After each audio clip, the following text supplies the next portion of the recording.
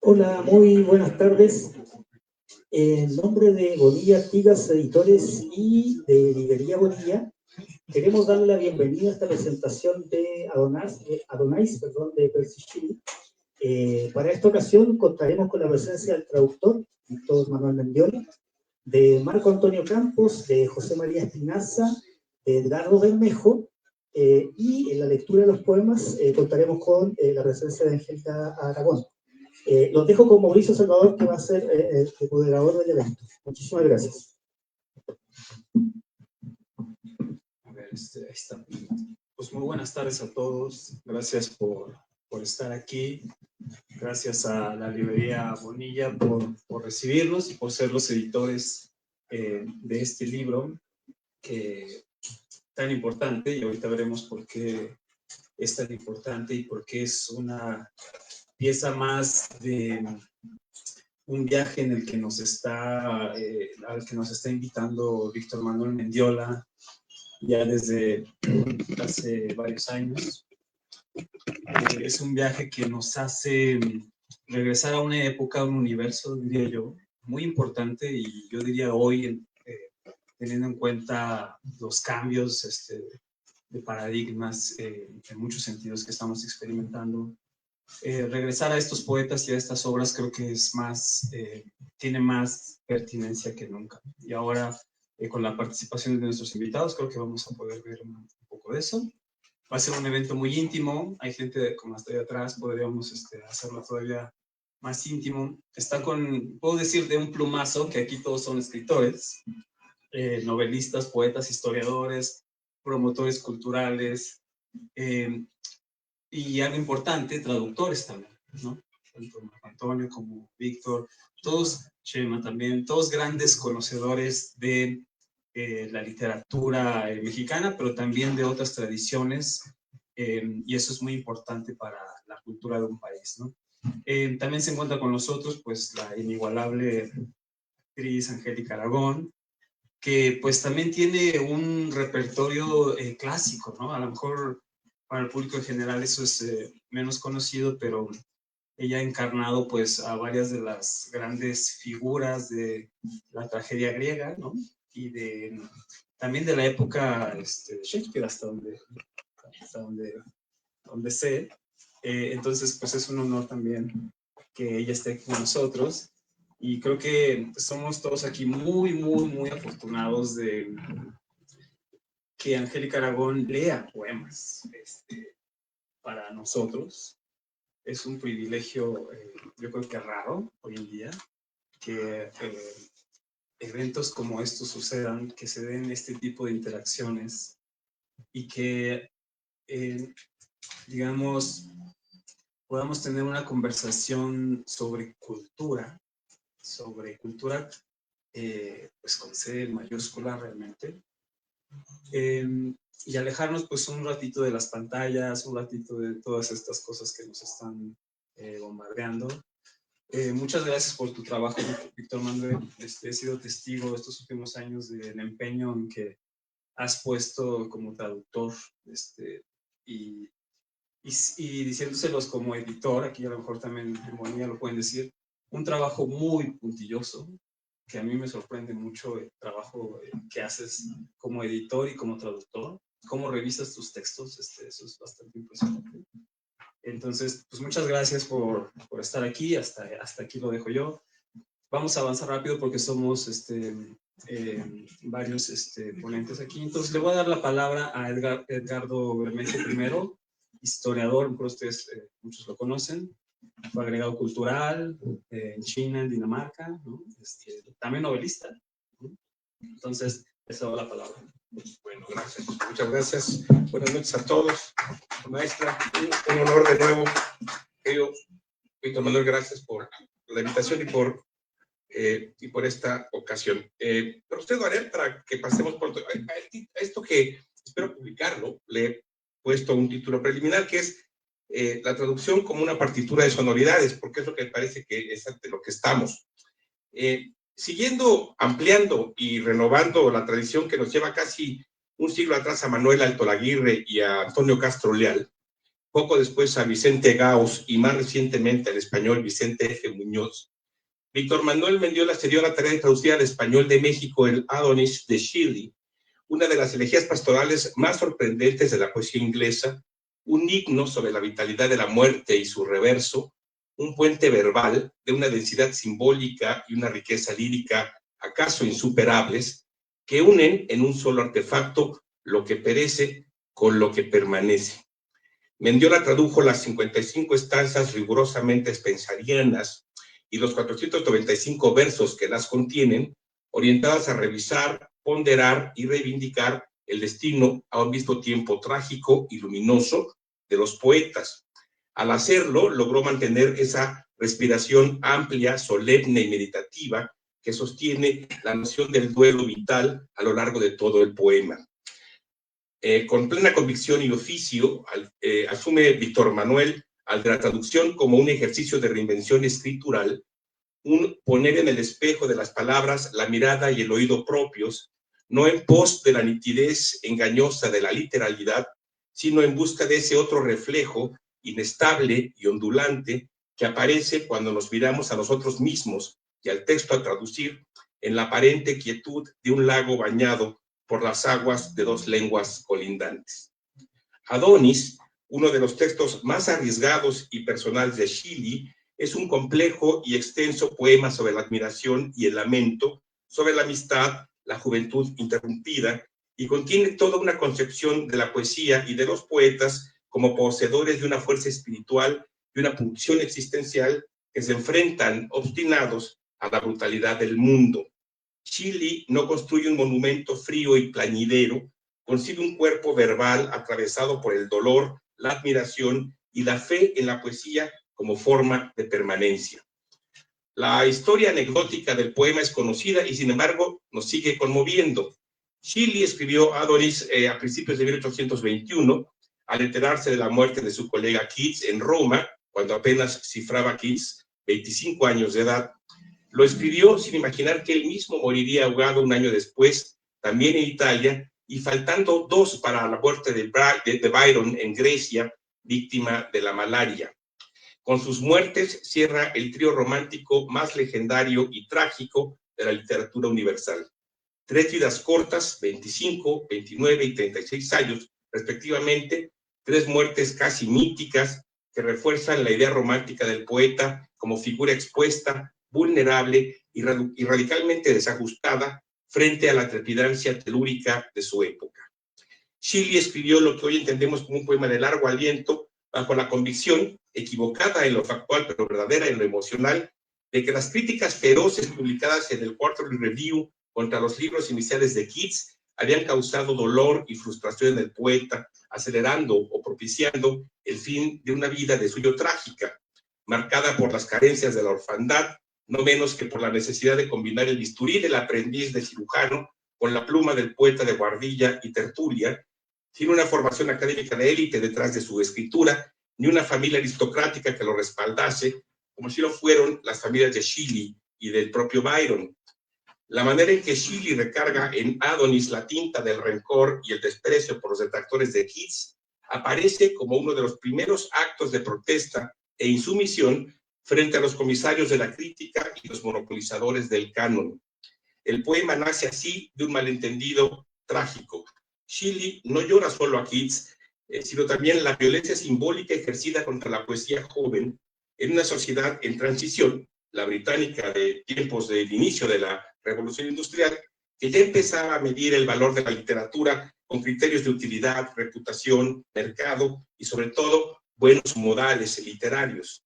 No es casual que Adonai se lea hoy también como una crítica de la modernidad y del racionalismo ilustrado en el cruce incendiario de los siglos XVIII y XIX, con sus fiebres revolucionarias, la estulticia napoleónica y la confianza ciega de toda una época en las bondades del progreso técnico y la razón instrumental. Los sueños de la razón que, como dijera Goya, generaron toda clase de monstruos. La poesía romántica, y Shelley en particular, reivindica la imaginación, la emoción y la experiencia interior como formas del conocimiento. Adonis es, en ese sentido, una elegía contra un mundo que ya no sabe escuchar la música del lenguaje y que confunde el juicio crítico con la destrucción moral del otro. El poema, estructurado, como ya dijimos, en estrofas spenserianas, recorre un arco temático complejo.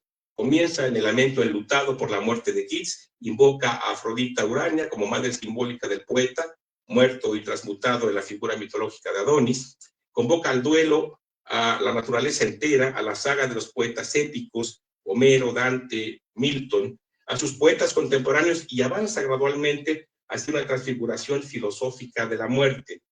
Keats, Adonais, quiero decir, deja de ser solo un individuo para convertirse en un principio, una chispa de energía espiritual que no se extingue, sino que se dispersa en el universo. La elegía culmina así en una afirmación paradójica. La muerte no anula la poesía, la libera. Keats no muere, despertó de ese otro sueño que es la vida para abrazar la eternidad. Y es aquí donde la traducción de Víctor Manuel muestra su inteligencia, su habilidad y su rigor. Como él mismo explica en la nota que precede al volumen, se trata de una traducción que renuncia deliberadamente a la rima, pero conserva la estructura estrófica, el ritmo interno y la respiración del poema original. La ausencia inevitable de la rima no es una pérdida, sino una decisión ética y estética. Al prescindir de ella, Mendiola evita el artificio forzado y permite que la cadencia elegíaca, esa pulsión grave, casi hipnótica del verso de Shelley, se mantenga viva en el español de nuestros días. Su versión respeta la arquitectura del poema original y al mismo tiempo conserva por otras vías la sonoridad de Shelley, sin limitarla mecánicamente. El resultado es una traducción que no traslada artificiosamente el poema a las sonoridades del español, sino que lo vuelve a un mismo tiempo legible, entonable y fiel a su intensidad conceptual. En ese equilibrio entre la fidelidad semántica, prosódica y el oído del traductor que propone una musicalidad paralela, reside una de las grandes virtudes del trabajo de Mendiola. Dialoga pues con la tradición y al hacerlo amplía el horizonte de nuestro entendimiento y muestra nuestra apreciación por un poema sin duda mayor. Leer Adonais hoy y leerlo en esta traducción es también releer la figura de Keats, ese poeta cuya vida y sensibilidad se vinieron legendario. El libro canónico sobre Keats del erudito de Oxford, Sidney Colvin, sigue siendo una de las aproximaciones más sensibles y equilibradas a la figura del poeta. Más que una biografía lineal, Colvin construye a finales del siglo XIX un retrato moral e intelectual de Keats, atento a la fragilidad física, a la intensidad afectiva y a la lenta conquista de una voz poética propia. Su lectura permite comprender hasta qué punto la obra de Keats nace de una tensión constante entre la exaltación imaginativa y la conciencia del límite, una tensión que Adonais recoge y transforma en elegía metafísica. Esa misma intuición reaparece desde otra tradición y otra lengua en el ensayo y el famoso soneto de Borges, dedicado a John Keats. Borges lee a Keats como una figura del destino poético, alguien que alcanza la plenitud de la obra precisamente porque no llega a sobrevivirla. En el soneto, la juventud truncada de Keats se vuelve un símbolo. En el ensayo, la muerte temprana es pensada no como carencia, sino como forma secreta de la perfección. Keats aparece para Borges como uno de los grandes paradojas de la literatura moderna. Un poeta que es, porque no tuvo tiempo para dejar de serlo. Por su parte, Julio Cortázar, en imagen de John Keats, propone una lectura intensamente personal y fragmentaria del poeta. No le interesa reconstruir al Keats histórico, sino captar su irradiación con el paso del tiempo, la manera en que su sensibilidad, su relación con el cuerpo, el dolor y la belleza siguen interpelando de una u otra manera al lector contemporáneo. Cortázar lee a Keats desde la empatía y desde la afinidad electiva, como si reconociera en él una figura humana, alguien para quien la poesía no es ornamento, sino experiencia extrema de la conciencia. Finalmente, la novela La muerte de Adonais de Fernando Valverde, publicada por Planeta en 2023, dialoga desde la ficción contemporánea con el poema de Shelley y con ese momento irrepetible que unió los destinos de tres poetas románticos. Valverde, un escritor español, convierte la elegía en materia narrativa y explora las resonancias éticas, políticas y afectivas de la muerte de Keats, preguntándose qué significa hoy, desde la herida, desde la pérdida y desde la conciencia de la fragilidad del arte, la muerte del poeta. La novela de Valverde no explica a Adonais, lo prolonga, lo desplaza y lo vuelve a poner en circulación como una pregunta viva. Tanto la novela de Valverde como las traducciones de Víctor Manuel no solo esta, sino la de la UNAM que tenemos aquí, la que publicó en 2024 con la antología de los poetas ingleses, nos indican felizmente que hemos vuelto de nuevo la mirada a un momento de la literatura que interrogó las promesas vanas de su presente en un tiempo en el que nosotros también nos hacemos las mismas preguntas de la era de la revolución digital y la inteligencia artificial. ¿Acaso un nuevo romanticismo en cierne frente a los ecos de la posmodernidad, del poscapitalismo, la posverdad? Esta edición nos recuerda que traducir poesía no es trasladar palabras, sino rehacer la experiencia de un traductor que es a la vez autor y lector, y que en ocasiones excepcionales como esta, la traducción se convierte en un acto de duelo lúcido, una forma de mantener abierto el diálogo entre lenguas, épocas y sensibilidades. Adonais sigue hablándonos porque la herida que lo originó, la fragilidad de la poesía frente al mundo, sigue abierta. Y porque traducciones como la de Víctor Manuel Mendiola nos permiten escuchar en español ese eco y esa luz para la eternidad que Shelley vislumbró en La muerte de Keats. Muchas gracias y felicidades. Muchas gracias, Eduardo Bermejo. Los dejo ahora con José María Espinaza, que aquí todos ustedes conocen, escritor también, cronista, director de múltiples revistas y suplementos, y traductor también, y pues una figura constante también en la cultura mexicana.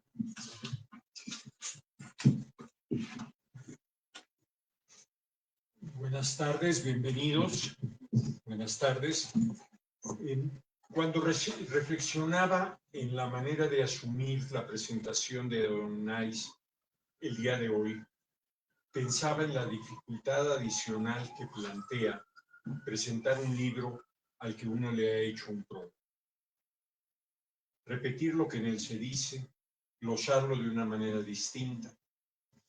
Pero en este caso, la cosa fue más sencilla, pues el prólogo se hace una pregunta que no responde del todo. ¿Por qué traduce un poeta actual un autor de hace 200 años? También es pertinente preguntarse ¿por qué una elegía? A veces uno traduce para suplir carencias de una época, compensar desequilibrios de algún periodo o para subrayar condiciones de actualidad. Por ejemplo, creo que en Adonais y en general en la lírica del romanticismo inglés hay una evidente virtud que en nuestra época es escasa: la combinación de amistad y admiración. Entre Shelley y Keats la hay sobre todo desde el escrito. Se ha perdido algo que llamaré, a la espera de precisarlo más, el entusiasmo. Si bien lo natural es que la amistad lleve aparejada la admiración, pienso en Shelley, pero también en Byron y en Keats, no es sin embargo algo obligatorio o inevitable. Y en nuestra época, marcada por la desconfianza, que no es lo mismo que el pesimismo, está casi ausente. Por ejemplo, ¿a qué escritores de su generación admira Octavio Paz? Le cuesta trabajo reconocer la calidad de su interlocutor más directo, Efraín Huerta, y solo expresa, y más bien tardíamente, su aprecio literario y humano por José Revueltas y Manuel Ponce, dos autores muy distintos. A veces trasluce cierta condición afectiva por algunos de los llamados barandales, Alberto Quintero Álvarez o Neftalí Beltrán, pero siempre con cierta reticencia. Eso lo podemos ver como un acentuado filo crítico, pero también como una falta de generosidad y disposición ante el otro. Muere Keats y Shelley escribe una elegía, género que comparten las literaturas españolas e inglesas. La elegía es en cierta manera un rezo y una celebración al tiempo. Es una manera del duelo. Es curioso que la misma palabra, duelo, tenga dos acepciones tan distintas: el dolor por la persona fallecida y el enfrentamiento entre rivales por una afrenta, la inminencia de la muerte y el tiempo ya concluido. El poeta que escribe Adonais no tiene 30 años aún al hacerlo y moriría él mismo poco después en un naufragio. El que traduce el texto tiene, en cambio, casi 70. Ambos gestos, escribir y traducir, tienen un sentido muy cercano: el homenaje. Shelley lo hace con Keats y Mendiola con Shelley, y también indirectamente con Keats. Traducir, en cierto sentido, es algo más que escribir, y no como se suele considerar algo menos, algo subsidiario. Traducir en realidad es sobreescribir. Quien escribe, Shelley, está en su juventud. Quien ahora sobreescribe, Mendiola, en su madurez, y desde allí aprecia el lamento por el amigo que ya no está. Hay, sin embargo, en el texto traducido, una condición paradójica. Toda elegía es un duelo a la vez que un canto de amor. Si la modernidad, pienso en los últimos 100 años de la lírica occidental, es sobre todo una canción de amor, hubo otros momentos en que más bien era un canto fúnebre. Yo no sé, por ejemplo, si alguno de ustedes conoce una novela hace 50 años muy famosa, 5 horas con Mario, de Miguel Delibes. Una mujer le habla al féretro de su marido en el velorio y ese responso termina en una requisitoria de enorme violencia. Violencia que ha desatado precisamente la muerte del ser amado. Es inevitable reclamarle el haberse muerto, ese abandono total. No nos metamos en Honduras, volvamos al asunto del gesto del traductor.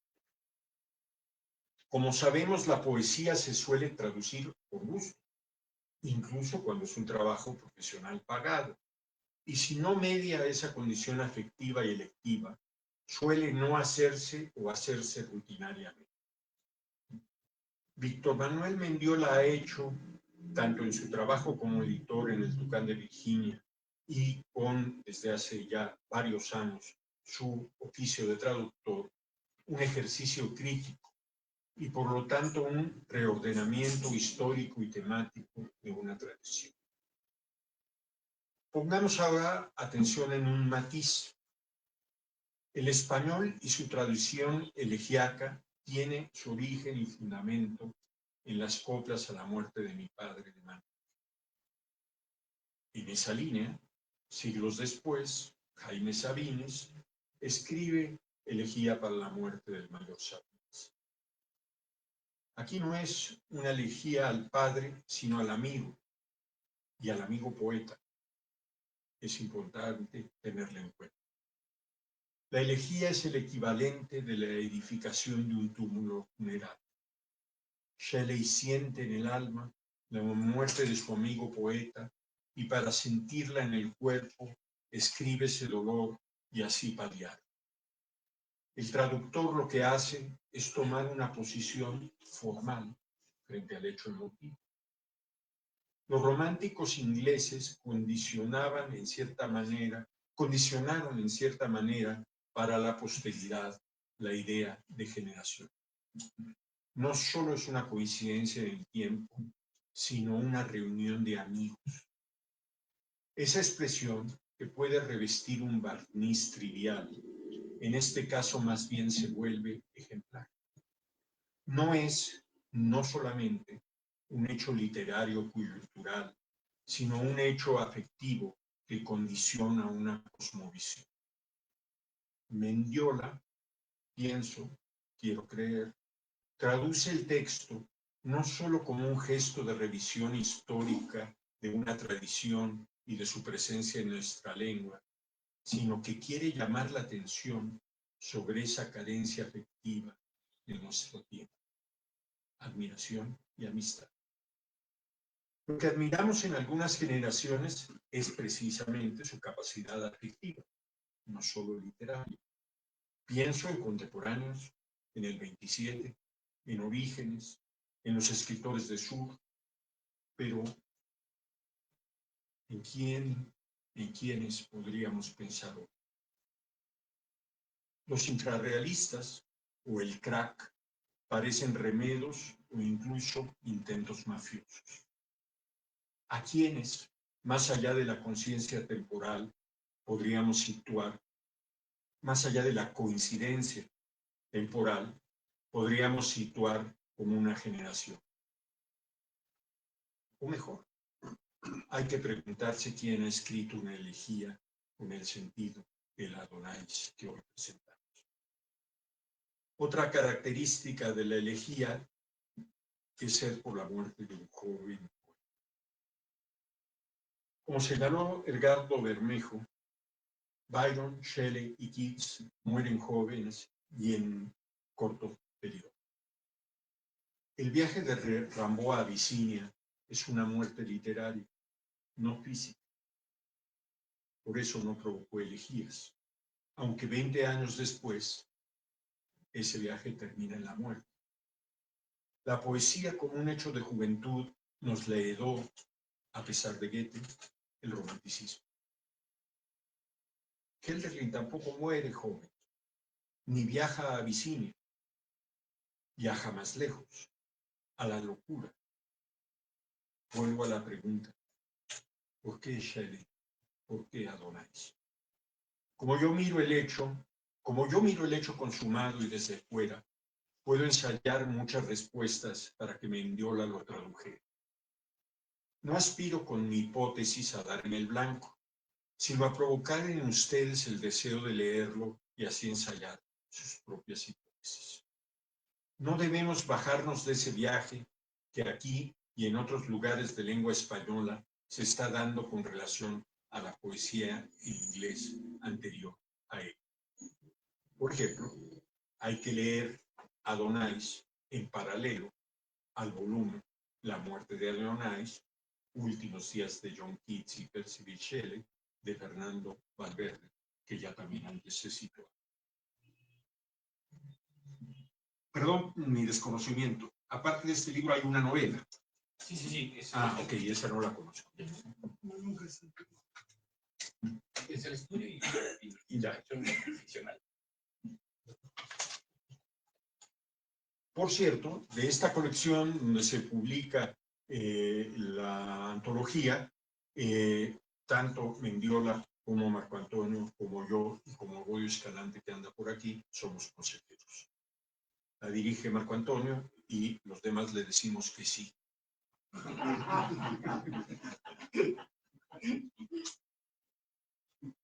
En ese libro mencionado, La muerte de Adonais, Últimos días de John Keats, hay datos para entender el gesto de Shelley en su homenaje y la nada sencilla biografía de ambos, a pesar de sus muertes prematuras.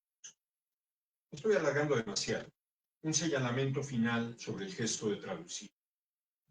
Traducir puede ser una profesión, desde luego, pero incluso una de sus facetas más profesionales no deja nunca de ser un artesanado, un oficio.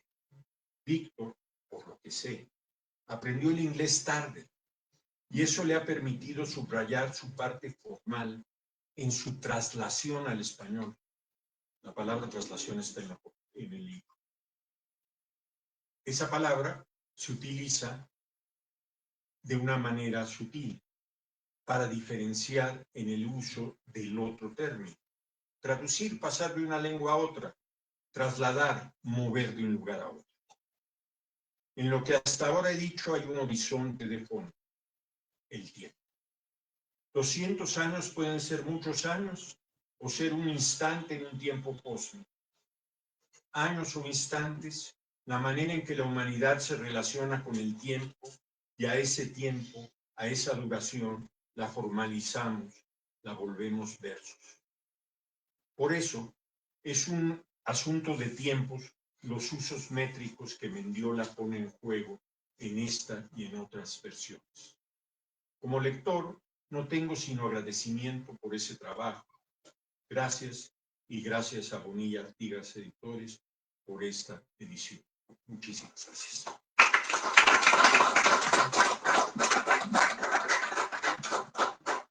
Muchas gracias a José María Espinaza. Y ahora los dejo con justamente Marco Antonio Campos, de quien, bueno, se pueden decir muchas cosas, una trayectoria amplísima como promotor, poeta, traductor, cuentista, cronista, investigador, académico, etcétera, ¿no? Podemos agregar muchas cosas, pero una cosa importante que creo que es necesario señalar respecto de lo que estamos haciendo ahora es que, gracias a Marco, es que se han podido editar varios de estos libros sobre esta época, los libros de Fernando Valverde, sobre Byron, sobre Keats, también los libros de Víctor Manuel, y pues ha sido una pieza importantísima, Marco Antonio, para esta nueva mirada a estos poetas. Marco Antonio les ha dado cabida en la colección Poemas y Ensayos, y pues creo que hay que darle las gracias. Ahora se complementa mucho con este libro de Bonilla, y pues más los que se vayan acumulando, porque pues Marco es de esos directores de colección que manda y trabaja y sigue buscando libros, y pues es un honor trabajar con él también. Marco, adelante. Muchas gracias, Mauricio. Perdón, traigo el Adonais de John Keats. En los últimos años, el poeta Víctor Manuel Mendiola ha llevado a cabo las versiones al español de dos amplias antologías inglesas, de los isabelinos, cuyo título no me gusta mucho, bueno, Violencia e Inmensidad en la poesía de los siglos XVI y XVII, y de los románticos ingleses, La arena en fuga. De esta última, publicada por la UNAM, desprendió su versión del Adonais de Shelley, una de las más hondas elegías en la historia de la poesía, dedicada a la memoria de John Keats, de quien dijo más de una vez por escrito que era un genio. Nietzsche amaba los libros que debían leerse de pie. Adonais debe leerse así. Desde muy joven, Adonais ha sido el poema que más ha ahondado en mí del romanticismo inglés, aunque otros preferirán con razones soberbios poemas de Coleridge, Keats o Byron.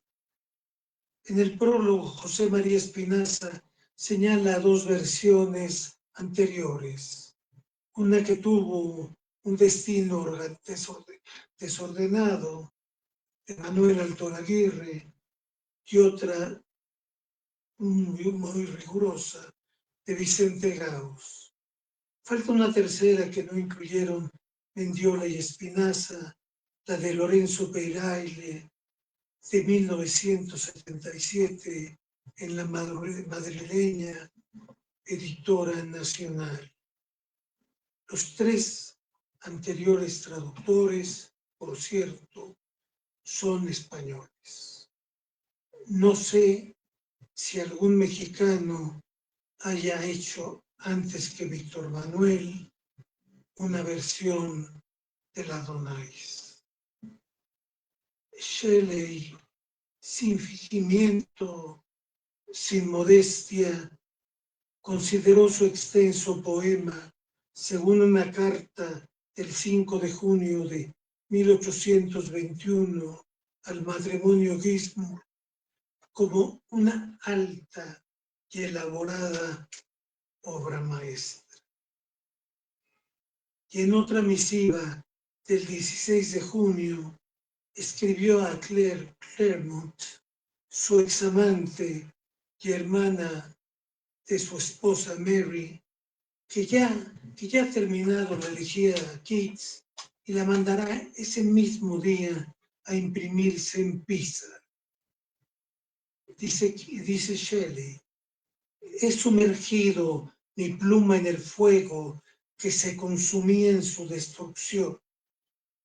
Sin embargo, el estilo es tranquilo y elocuente. Como ha repetido la crítica, como dijo el mismo Shelley, es un poema del poeta al poeta, pero no al amigo, porque no hubo amistad entre ellos. Keats ha vivido y vivirá por su bellísima lírica, pero también pervive por la dramática elegía de Shelley. Keats, ustedes saben, de continuo lo nombra, amó la belleza y, sin duda, la encontraría en este poema en aclamación y elogio por él. Mendiola buscó una edición actualizada y musicalmente impecable. Yo creo que Homero también puede ser actual ahora, digamos. Sí, pueden pasar todos los siglos, puede ser Lucrecio, puede ser Locano, puede ser... Es decir, si está bien hecha una traducción, es una edición actualizada. Y automáticamente, porque los clásicos se renuevan a sí mismos, o como decía T.S. Eliot, cada 25 años, cada generación debe hacer su traducción de los clásicos. Gracias a Mendiola, a su detallado conocimiento de la métrica, a su oído educado, lo logró. He sabido que en toda traducción o versión o traslación o traslado, como quiera llamársele, algo o mucho se pierde. Solo es dable acercamientos. Mendiola debió en ocasiones omitir palabras y expresiones, es decir, entre sacrificar música y sentido, prefirió en esos momentos espinosos que sobresaliera la música. Las traducciones o versiones pueden ser excelentes, buenas, regulares, malas o espantosas. Aplaudamos esta vez a una excelente. En la versión de Mendiola de la Adonais, las 55 estrofas de 9 versos son de una arrebatada musicalidad y el poema como conjunto es un largo y exaltado lamento, un tristísimo llanto. Dialécticamente en la elegía, Shelley une contrarios. Está el enaltecimiento del poeta que será eterno y la corrupción de la carne. La Italia azul y la tumba carroñera en el cementerio protestante de Roma. Lo abismal y lo abisal. A decir de Shelley, como lo sería para los románticos de la primera mitad del siglo XIX, la naturaleza y Keats son uno solo. Los vivos somos los muertos y puede serlo la muerte misma. Vaya cantidad de versos o pasajes en el poema altamente emotivos. Pongo varios ejemplos. Pasó la tempestad y yace el lirio. Otro. Ángel perdido de un Edén en ruinas. El gozo ciego en lágrimas. Ahí la clave es la palabra ciego. El gozo ciego en lágrimas. Otro. Un rumor triste en cantos. El leñador escucha. Un rumor triste en cantos.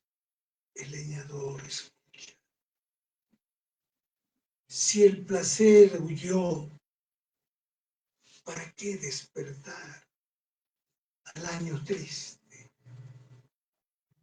Si el placer huyó, ¿para qué despertar al año triste? En Adonais, Shelley dialoga o hace hablar a Urania, la musa de la astronomía e inspiradora de los poetas, que en el poema es la madre melancólica y poderosa de John Keats. Shelley escribe en un verso que Urania tenía al joven poeta inglés como el hijo más querido. Como subtemas del Adonais, podríamos poner dos casos. Uno, la comparación de que ni el ruiseñor con su canto, ni el águila con su vuelo hacia el cielo, se afligen tanto con la muerte de John Keats como lo llora Inglaterra. Otro subtema serían los feroces ataques contra los críticos que acuchillaron a Keats en 1918 en Quarterly Review, cuando publicó su Endymion, y que Shelley expone en el prólogo como la causa de que a Keats se le rompiera un vaso sanguíneo de los pulmones, lo cual derivaría en la penosa enfermedad que lo llevaría a la muerte 3 años más tarde. Yo creo que en este caso Shelley se excedió. Keats moriría de consunción el día de mi cumpleaños, el 23 de febrero de 1821. En la tumba de Keats aparece como 24, pero ya se ha precisado que fue la noche del 23 en un apartamento a un costado de Piazza España o Piazza di España en Roma. Quien lo conoce es un lugar bellísimo. Está la escalinata, la iglesia de Trinità dei Monti y la barca de Bernini como fuente, tan bella como la Fontana di Trevi o la Fuente de los Ríos en Piazza Navona. Shelley moriría ahogado después de naufragar en el mar Tirreno, en Lerici, frente a la costa de la Liguria, un año más tarde, el 8 de julio de 1822, cuando volvía de Pisa. Iba a cumplir en agosto los 30 años. Días después, el mar regresó el cuerpo a la playa cerca de Viareggio. Por decisión de Lord Byron, el cuerpo se incineró en la playa. Antes se extrajo el corazón que guardaría la famosa Mary Shelley hasta el día de su muerte. Las cenizas de Shelley se encuentran no lejos de la tumba de Keats, en el cementerio protestante de Roma, que también se le llama el cimitero católico o el cimitero degli inglesi, el cementerio de los ingleses, ¿no? Y también cerca está el cuerpo o la tumba de su hijo, de su pequeño hijo William. El 19 de abril de 1824 moriría Lord Byron en una casa de Mesolinghi o Mesolinghi a los 36 años, cuando se aprestaba a luchar por la independencia de Grecia de los turcos. En 3 años, 3 poetas ingleses, elegidos de los dioses, murieron jóvenes.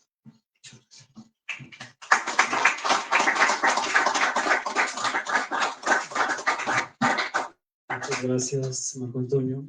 Y bueno, antes de pasar a la lectura de Angélica Aragón, le voy a pasar la palabra pues al traductor Víctor Manuel Mendiola. Muy rápido, tengo que decir algunas palabras. Le agradezco a Bonilla Artigas, editores, en particular a Juan Bonilla y a Andreu Ursúa Pla, su interés en la publicación de este libro. También le agradezco a Mauricio Salvador, José María Espinaza, Edgardo Bermejo y Marco Antonio Campos su participación en esta mesa.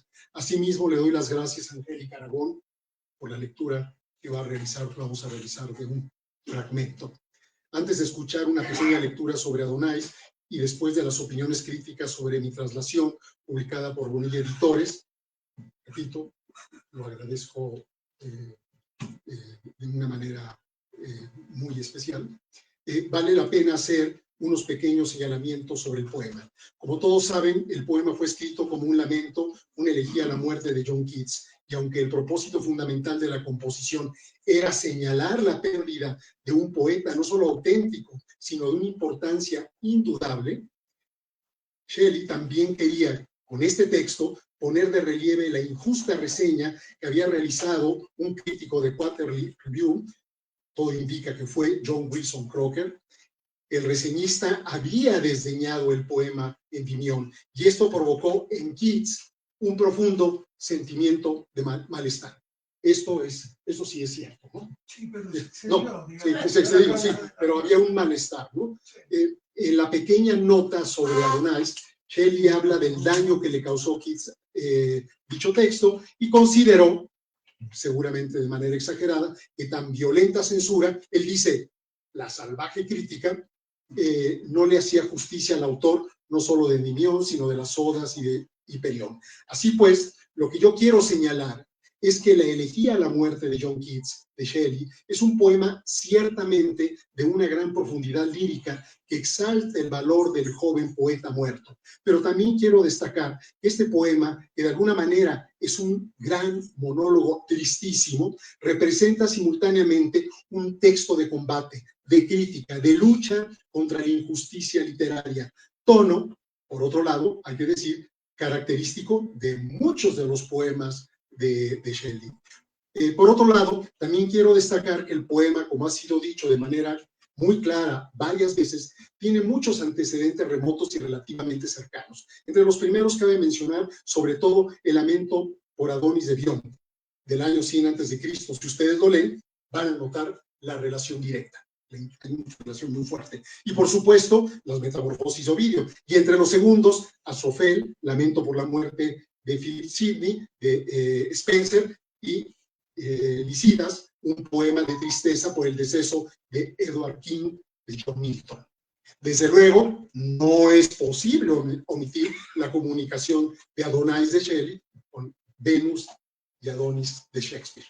Quizá también vale la pena destacar entre los lectores de este gran poema que han dejado consideraciones importantes sobre la poesía de Shelley, sobresalen las de la propia Mary Shelley, Robert Browning, William Michael Rossetti, un magnífico estudio de él, las apreciaciones de Walter Munk, las de Luis Cernuda, y las de Harold Bloom y las de Bowler. Me parece importante hacer notar Esta gran elegía es en cierto sentido un poema monológico, es decir, un poema donde escuchamos una voz omnipresente que invoca otras voces, sobre todo la de Urania, a lamentar y valorar a un gran poeta. En segundo lugar, aunque el poema alude a imágenes de carácter realista, todo el tiempo está creciendo en un idealismo de gran magnitud, de tal forma que podríamos decir que en el poema observamos cómo lo real tiende a lo ideal y a la inversa, pero quizás sería mucho mejor observar que contemplamos una fuerte identidad entre lo sensible y lo suprasensible. Por eso tiene mucho sentido destacar, como dijo Robert Browning, la correspondencia del universo con la deidad, de lo natural con lo espiritual.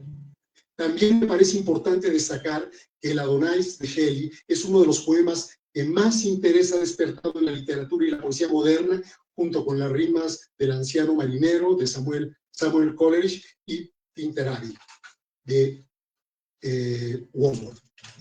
Por último, como autocrítica, diría que la traducción requeriría por lo menos un pequeño aparato de notas y, por supuesto, reponer los epígrafes, dos epígrafes muy importantes que tiene. Entonces, bueno, dicho esto, creo que pasamos a la lectura. Vamos a leer dos fragmentos.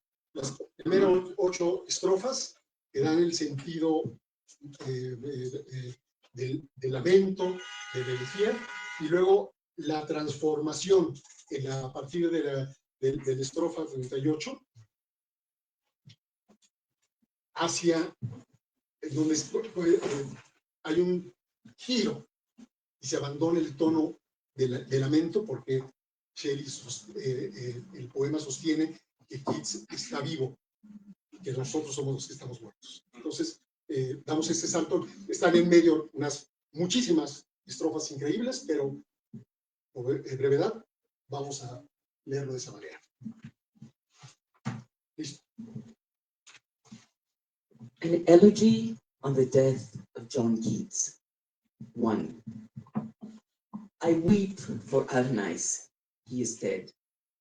Oh, weep for Adonais, though our tears thaw not the frost which binds so dear a head. And thou, sad hour, selected from all years to mourn our loss, rouse thy obscure compeers and teach them thine own sorrow. Say, with me died Adonais, till the future dares forget the past. His fate and fame shall be an echo and a light unto eternity. Adonais, una elegía a la muerte de John Keats. Lloro por Adonais, él está muerto, lloren por Adonais, mas nuestras lágrimas no fundirán el hielo de su rostro. Tú, hora triste la elegida, sufre nuestro dolor, llama a tus pares lóbregos, muéstrales todo nuestro agobio y diles, murió conmigo Adonais. Si el futuro no olvida el tiempo, su destino y fama serán un eco y una luz en la eternidad. 2. Where wert thou, mighty mother, when thy son lay pierced by the shaft which flies in darkness? Where was lorn Urania when Adonais died? With veiled eyes, mid listening echoes, in her paradise she sate, while one with soft enamored breath rekindled all the fading melodies with which, like flowers that mock the corse beneath, he had adorned and hid the coming bulk of death.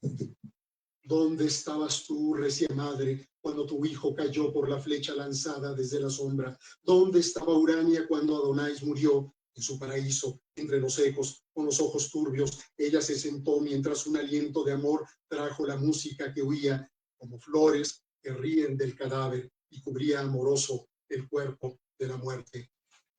3. Oh, weep for Adonais, he is dead, he is dead. Wake, melancholy mother, wake and weep. Yet wherefore? Quench within their burning bed thy fiery tears, and let thy loud heart keep like his a mute and uncomplaining sleep. for he is gone where all things wise and fair descend.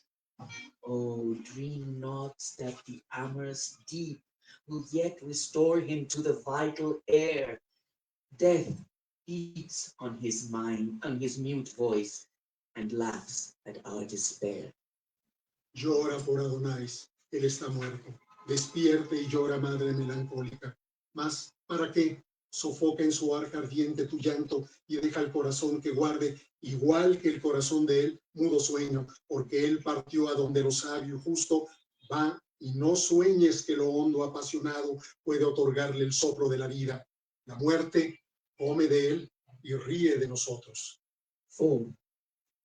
Most musical of mourners, weep again, lament anew, Urania. He died, who was the sire of an immortal strain, blind, old, and lonely, when his country's pride, the priest, the slave, and the liberticide trampled and mocked with many a loathed rite of lust and blood. He went unterrified into the gulf of death, but his clear sprite yet reigns o'er earth, the third among the sons of light. Llora de nuevo la más triste música. Grita otra vez Urania que él ha muerto. Quien fue señor de estirpe eterna, ciego, añoso, solo, cuando siervos, juras, déspotas consumían el país en rito odioso de lujuria y sangre, marchó sin miedo al golfo de la muerte, y su espíritu dominó la tierra. En el don de la luz, él es el tercer hijo. 5. Most musical of mourners, weep anew.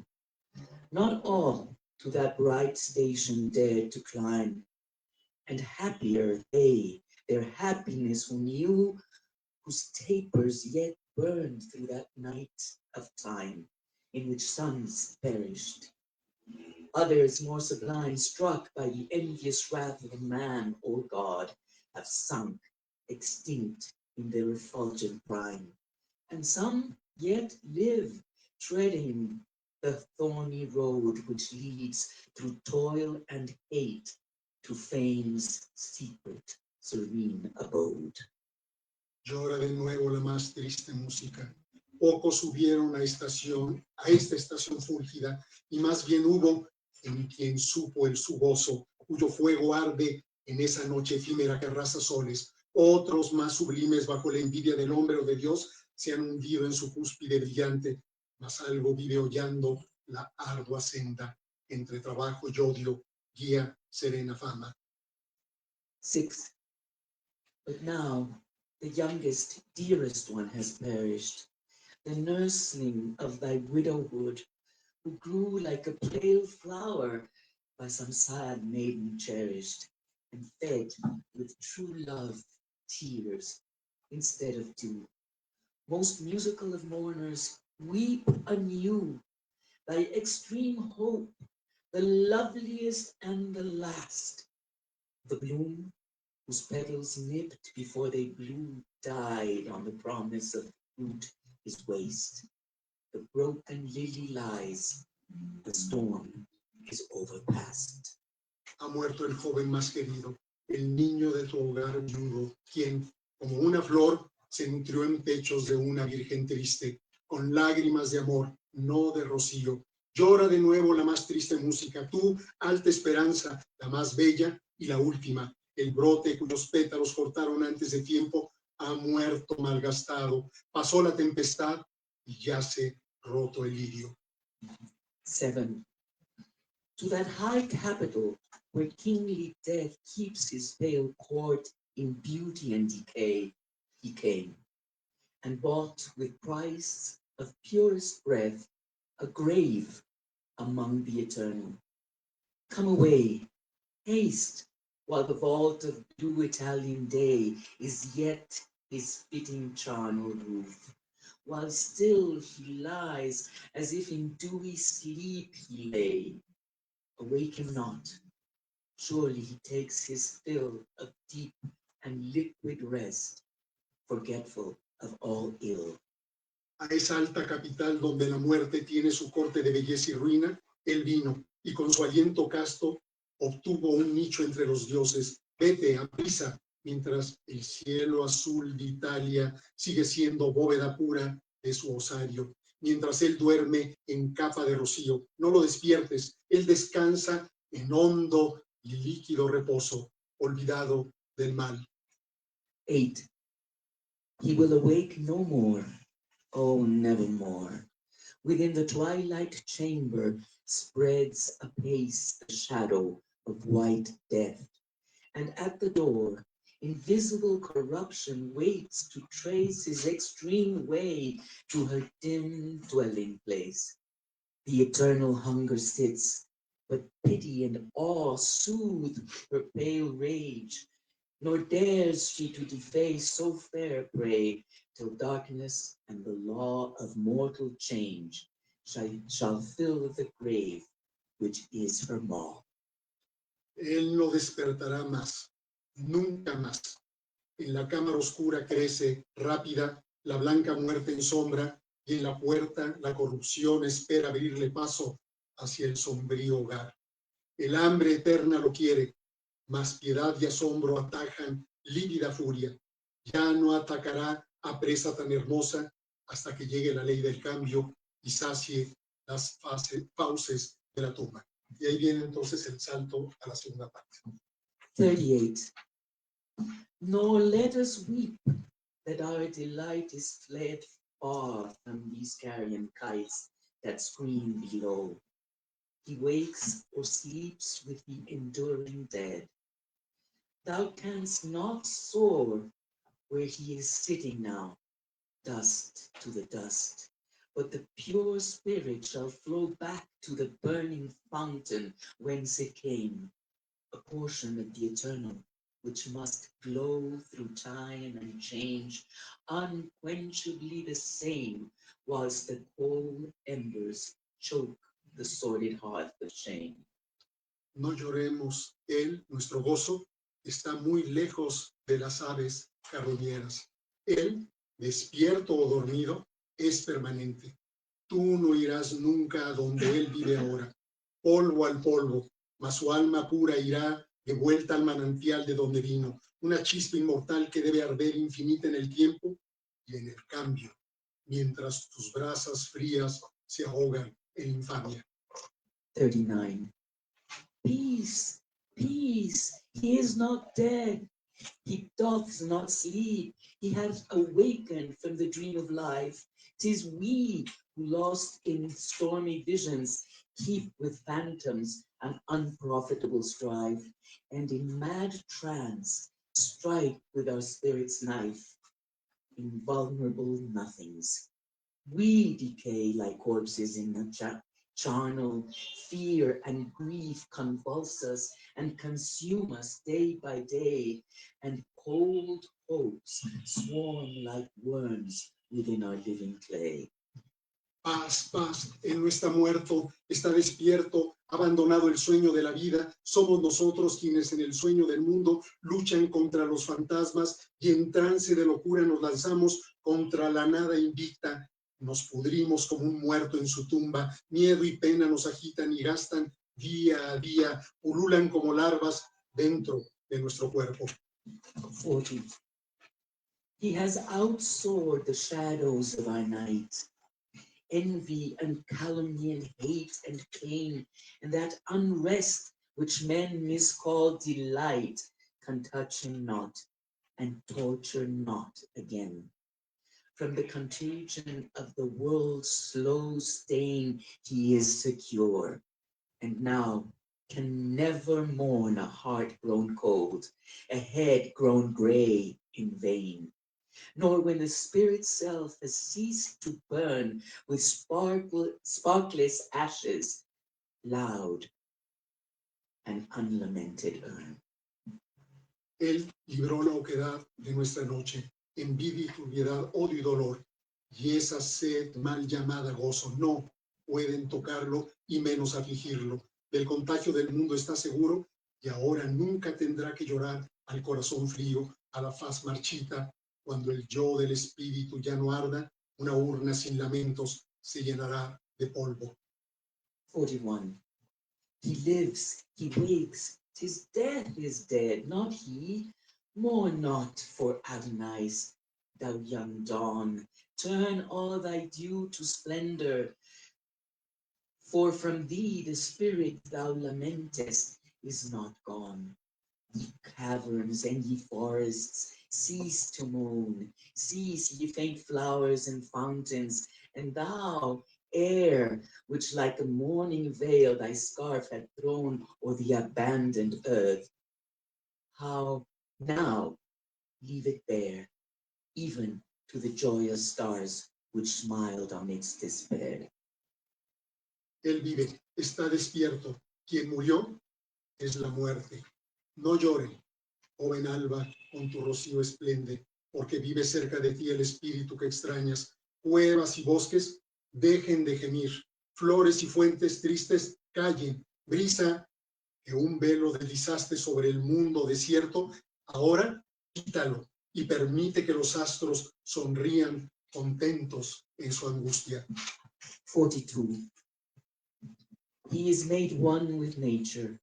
There is heard his voice in all her music, from the moan of thunder to the song of night's sweet bird. He is a presence to be felt and known in darkness and in light, from herb and stone, spreading itself where'er that power may move, which has withdrawn his being to its own, which wields the world with never wearied love, sustains it from beneath and kindles it above. El cosmos es uno con él. Escucha su voz en cada música, del grito del trueno al son del pájaro noctívago. Sentimos o sabemos su presencia en sombra o luz, en roca o verde hierba, y crece donde quiera que el poder que ha sido suyo vuelve a palpitar. El mundo lo alza con amor tenaz, lo empuja desde abajo y prende desde arriba. 43. He is a portion of the loveliness which once he made more lovely. He doth bear his part, while the one spirit's plastic stress sweeps through the dull, dense world, compelling their all new successions to the forms they wear, torturing the unwilling dross that checks its flight to its own likeness, as each mass may bear, and bursting in its beauty and its might from trees and beasts and men into the heavens light.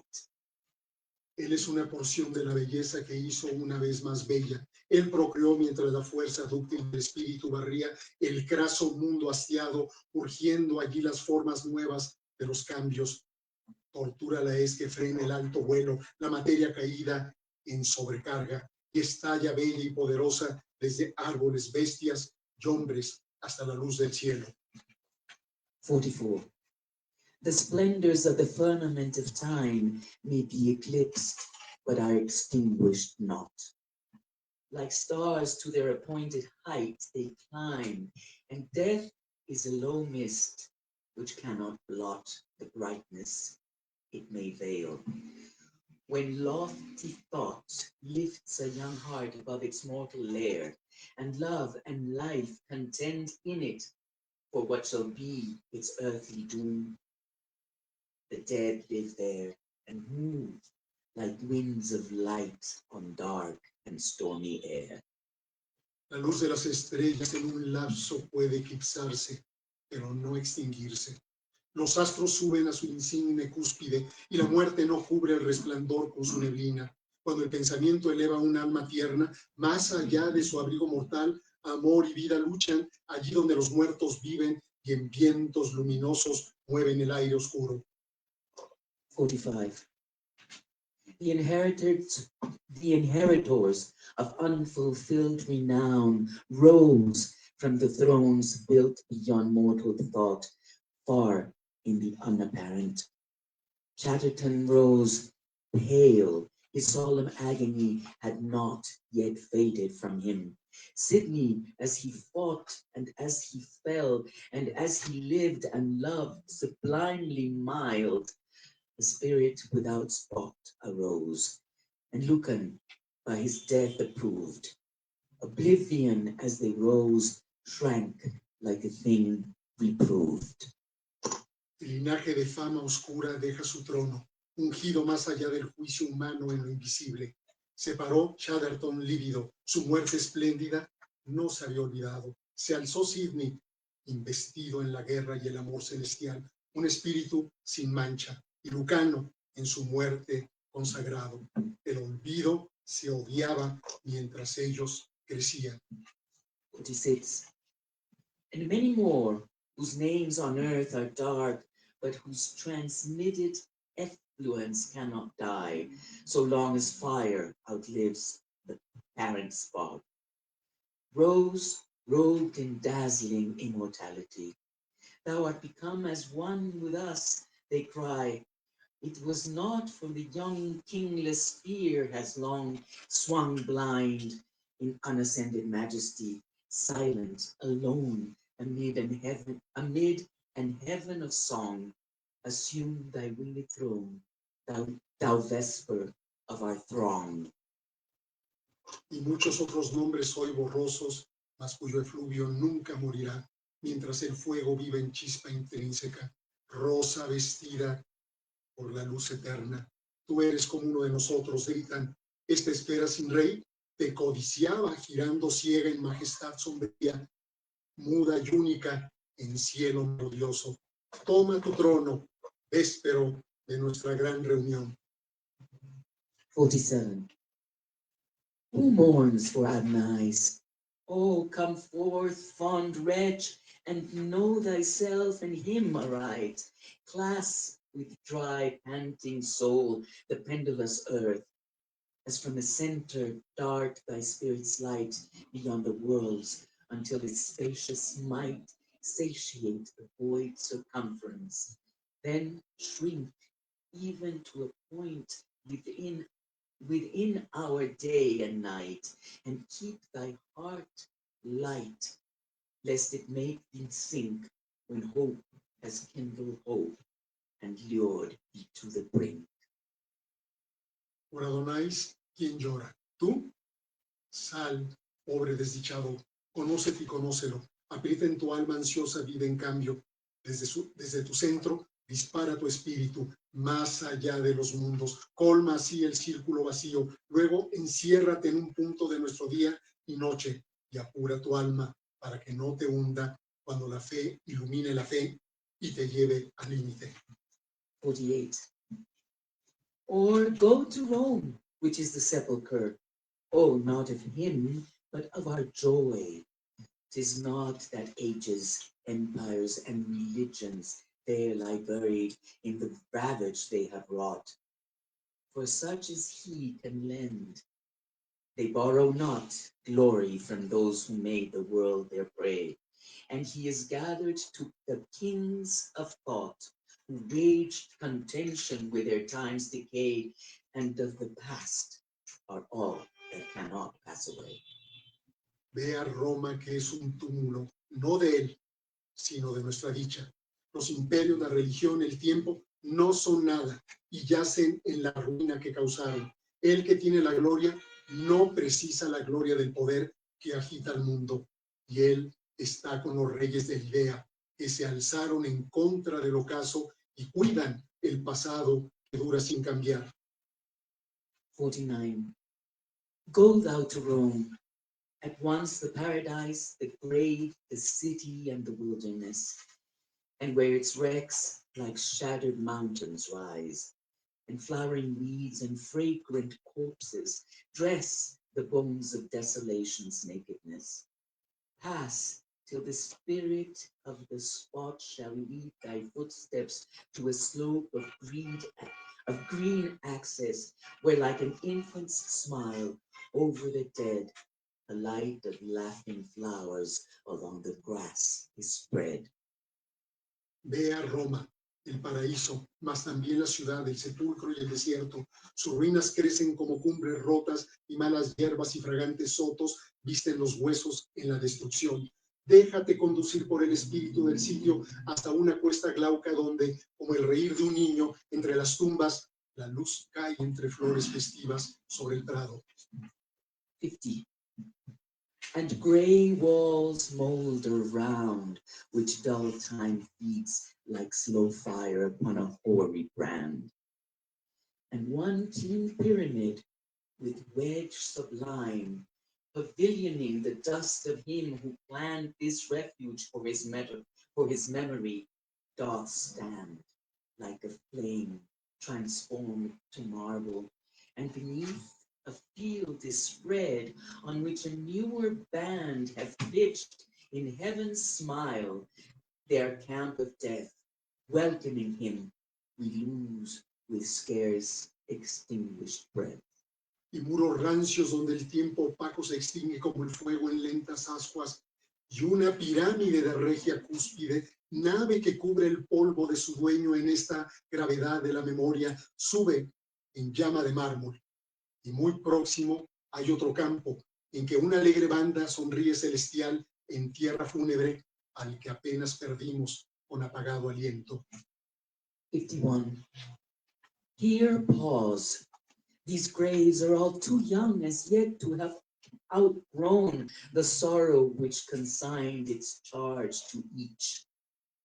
And if the seal is set here on one fountain of a mountain mind, break it not, thou. Too surely shalt thou find thine own well full if thou returnest home of tears and gall. From the world's bitter wind, seek shelter in the shadow of the tomb. What Adonais is, why fear we to become? Detente, aún son nuevas estas tumbas para vencer la pena que soporta cada una de ellas. Y si el sello está puesto en la fuente de una mente en luto, no lo rompas. Seguro encontrarás lleno de hiel y lágrimas tu propio pozo al volver a casa. Busca amparo del mundo entre las sombras de una tumba. ¿Qué es Adonais? ¿Por qué tememos ser como él? 52. The one remains, the many change and pass. Heaven's light forever shines, earth's shadows fly. Life, like a dome of many-colored glass, stains the white radiance of eternity until death tramples into fragments. Die, if thou wouldst be with which thou dost seek. Follow where all is fled. Roam's azure sky, flowers, ruins, statues, music, words are weak. The glory they transfuse with fitting truth to speak. Lo uno persiste y lo diverso cambia. La luz dura y la tierra en sombras vuela. La vida, como un domo de colores, mancha el blancor radiante de lo eterno hasta que cae rota por la muerte. Muere si quieres ser con lo que buscas. Persigue el oído, Roma, cielo azul, ruinas, estatuas, música, palabras, no hablan la inmensa gloria con la verdad precisa. 53. Why linger? Why turn back? Why shrink, my heart? The hopes are gone before from all things here. They have departed. Thou shouldst now depart. A light is passed from the revolving year, and man and woman and what still is dear attracts to crush, repels to make thee wither. The soft sky smiles, the low wind whispers near. 'Tis Adonais calls, oh, hasten thither. No more let life divide what death can join together. Mi corazón, ¿por qué te vas o vuelves? Tus esperanzas ya partieron, todo se ha disipado. Deberías irte. Cruzó una luz las órbitas del año, y a la mujer y al hombre, y lo que quiere se une y aplasta y brota para ajarse. Sonríe manso el cielo y sopla el viento. Es Adonais que llama, date prisa, la vida no hurtará lo que la muerte junta. 54. That light whose smile kindles the universe, that beauty in which all things work and move, that benediction which the eclipsing curse of birth can quench not, that sustaining love which through the web of being blindly wove by man and beast and earth and air and sea, burns bright or dim, as each are mirrors of the fire for which all thirst. Now beams on me, consuming the last clouds of cold mortality. Esa luz cuya dicha prende el cosmos, ese encanto en que todo vive y muda, esa gracia que el mal del nacimiento no sofoca, ese amor guardián que teje ciego la red del ser con hombres, bestias, mar, tierra y aire, y brilla ardiente o débil, pues todo es un espejo de la sed que vive en todo, luz en mí y consume la última oscura nube de la mortalidad. 55. The breath whose might I have invoked in song descends on me. My spirit's spark is driven far from the shore, far from the trembling throng whose sails were never to the tempest given. The massy earth and sphered skies are riven. I am borne darkly, fearfully afar, whilst burning through the inmost veil of heaven, the soul of Adonai, like a star, beacons from the abode where the eternals are. El soplo que invoqué en una canción desciende a mí. El lamento de mi espíritu allende de la tierra y del tumulto, cuyas velas jamás vieron tormenta. Redondos, tierra y cielo están partidos, me llevan lejos, brutalmente lejos, mientras arde en lo hondo de la altura el alma de Adonai, como una estrella, faro de la morada donde están los eternos. Muchas gracias.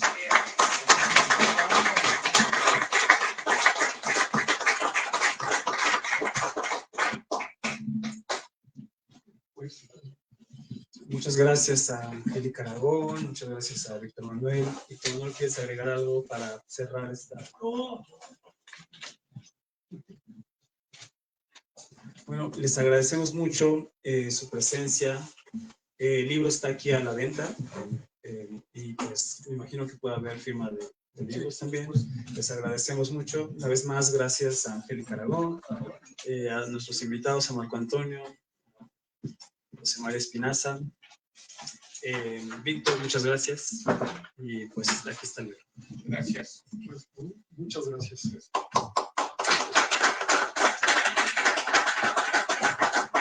Pero,